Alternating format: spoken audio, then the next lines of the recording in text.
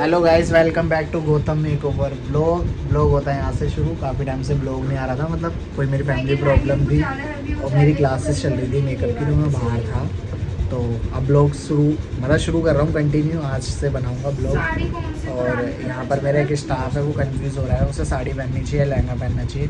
मेरी जो राय है वो साड़ी की है, क्योंकि लहंगा तो एक दो बार पहना जाता है, तो क्यों पैसे वेस्ट करने। तो मैंने उसको राय दी है साड़ी की।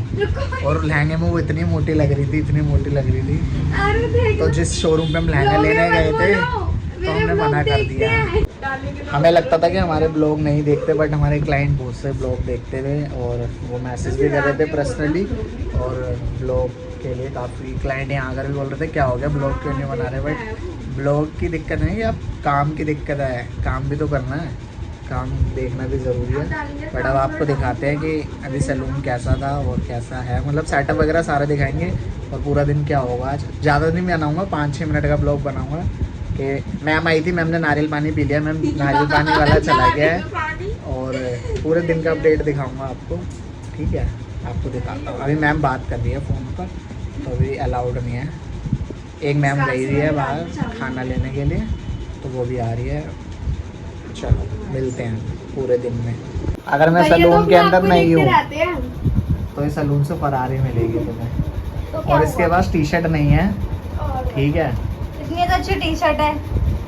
और इनकी अगर टी शर्ट खराब हो जाती है ना, तो इनकी मम्मियाँ फ़ोन करती है हमारी लड़के की पैंट खराब हो गई, हमारी लड़की की टी शर्ट खराब हो गई, हो जाती है, ठीक है। और ये रहा, देख मैम लंच कर रही है, अभी मैम का लंच टाइम चल रहा है। सी हाय मैम। यार मजे ले रहे हैं।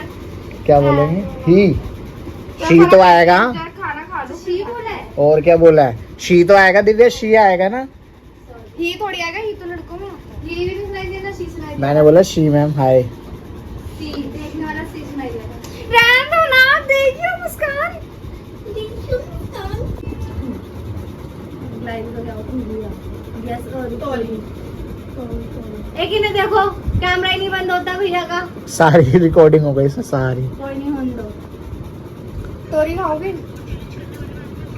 क्या ये पसंद नहीं है?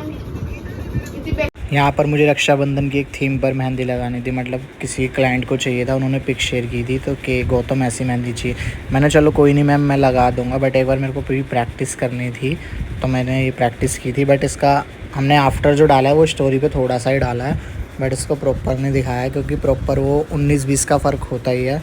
तो ये मैंने देख कर लगाई थी मेहंदी, इसमें मतलब एक सिस्टर और ब्रदर बनाया था, रक्षाबंधन थीम थी ये। तो आप लोग कमेंट करके बताना आप लोगों को कैसी लगी। और काफ़ी टाइम बाद हम मेहंदी लगा रहे थे, मतलब अपनी मौज मस्ती कर रहे थे ब्लॉग के लिए यहाँ पर, और बहुत मज़ा आया। अब ब्लॉग कंटिन्यू आएगा तो अब आप ब्लॉग देखना यहाँ पर। और कुछ नहीं था बस ज़्यादा, लेकिन हमारे स्टूडियो का काम होता है वो भी ज़रूरी है, और हमें काम भी करना होता है। तो पहले हम काम देखते हैं, बाद में देखते हैं, क्योंकि ऐसा नहीं है कि ब्लॉग बनाने के लिए आपको क्लाइंट से परमिशन लेनी पड़ेगी, और उसकी वीडियो या फ़ोटो शूट करना के बाद उसकी सबसे बड़ी परमिशन है कि आप पोस्ट कर सकते हो या नहीं। तो इस चीज़ पे हमें ध्यान रखना पड़ता है बहुत ज़्यादा, क्योंकि फिर बाद में ब्लॉग डिलीट नहीं होता। सबसे ज़्यादा दिक्कत यहाँ होती है। एक हाथ कंप्लीट हो चुका था, और इसमें मतलब मैंने लड़का बनाया था, और जो दूसरा वाला था उसमें लड़की बनाई थी। तो यहाँ पे मौज मस्ती करते करते हम पहुँचे। और फिर मेरा एक मेकअप था, मतलब हमें मेकअप के लिए भी जाना था बाहर, तो फिर हम जल्दी से गए मेकअप के लिए। मुस्कान ने भी चेंज करा और ड्रेस चेंज कर ली उसने भी, और मैं भी अपने घर चला गया था कपड़े चेंज करने के लिए। यहाँ पर हम अपना ऑलमोस्ट काम ख़त्म हो चुका है मेरा, बट अब यहाँ पे हम रेडी हो रहे हैं मेकअप के लिए। एक हाथ कंप्लीट होने के बाद ये मुस्कान अपनी मौज मस्ती में लगी हुई थी दिव्या के साथ, और यहाँ पर सेकंड हैंड मतलब मैंने हाथ शुरू कर दिया था, और मतलब निकलना भी है और हमारा टाइम भी हो रहा है, बट मैंने बहुत जल्दी में लगाई थी। आधे घंटे के अंदर ये दोनों हाथ लगा दिए थे। नॉर्मली फिगर था, पहले मुझे डर लगता था फिगर बनाने में, बट अब मेरे लिए ये नॉर्मली है। और हम निकल चुके थे, मतलब लोकेशन पास में ही थी मेरी, विवेकानंदपुरी जाना था मुझे मेकअप के लिए। और ऑलमोस्ट हम क्लाइंट के घर पहुँच चुके थे, मैं और मुस्कान। और यहाँ पर हमने ये हमारा मतलब जहाँ मेकअप करना था ये था, ये उनका रूम था, बेडरूम जहाँ बैठे थे हम, और इस रूम में हमें मेकअप करना था। सेटअप हो चुका था ऑलमोस्ट, और CTM वगैरह हो चुका था। क्लाइंट का मतलब शूट प्रॉपर नहीं हुआ के था। आसपास तो मेकअप आर्टिस्ट है। आज भी सेम ही जगह है? आज भी सेम ही जगह, मैं आपका नाम रिकमेंड करूँगा। क्या क्या नाम है आपका? रिंकू ना? गौतम मेरे को से बोलना है ना। गौतम रिंकू।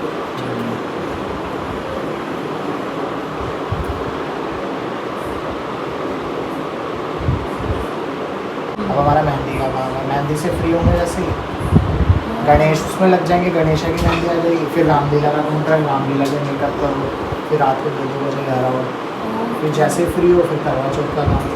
अब तो फ्री नहीं रहती हूँ। अपने लिए टाइम नहीं होता है ना, बिल्कुल भी नहीं रहती। खाते हैं ना कई लोग, हम उनके घर सर की खा के उन्हीं के साथ उन्हीं के मेहंदी लगा देते हैं, क्या करें टाइम ही नहीं होता हमारे पास।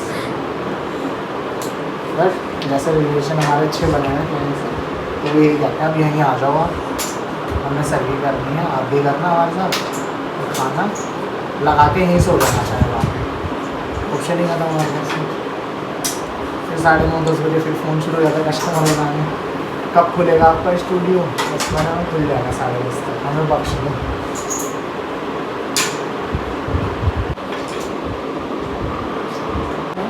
नहीं मतलब सेट कर लिया था ना। हाँ उधर कर लिया था, वहाँ मेकअप आर्टिस्ट थे ना, उन्होंने कर दिया था।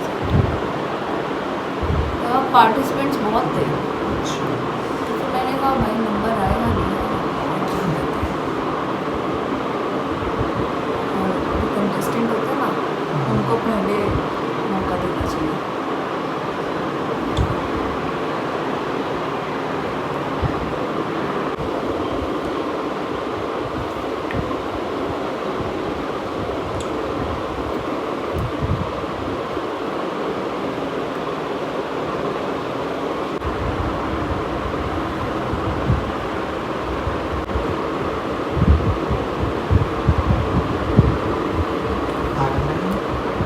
मेकअप से फ्री होने के बाद मुझे एक तीज फेस्टिवल की मेहंदी लगानी थी, मैंने मेहंदी लगाई थी, तो आप कमेंट करके बताना।